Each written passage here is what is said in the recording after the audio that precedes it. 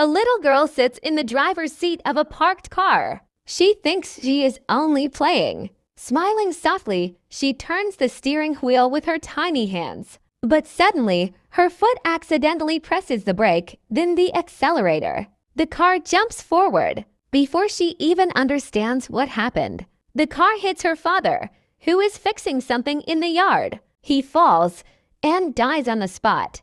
The little girl hears a strange sound and looks around, confused. At that moment, her grandmother comes out of the house. She sees her son lying under the car and screams in pain, collapsing beside him. Through her tears, she shouts, "You killed my son! I told you to stay away from the car." She rushes to the car window, looks inside, and sees the terrified girl staring back at her. Days pass, funerals are done. The house is full of silence and grief. One day, the grandmother sits alone, holding her son's picture, crying uncontrollably. The girl arrives with her mother to apologize, but the grandmother begins shouting again, "You are the killer of my son.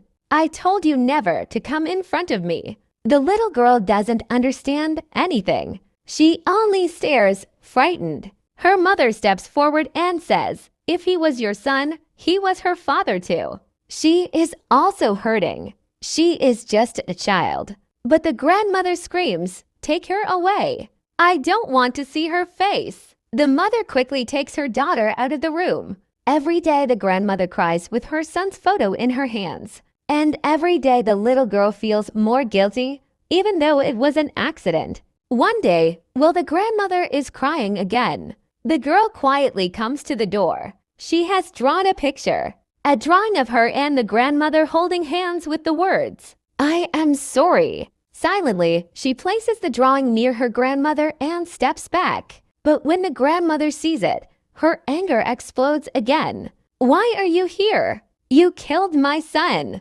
Get out!" She grabs the child by the neck, almost choking her. But the girl's mother rushes in and pulls her away. She's a child. She didn't do it on purpose. She has been suffering ever since that day. The grandmother shouts again, "Take her away from my eyes." The mother leaves with her daughter, shaken and heartbroken.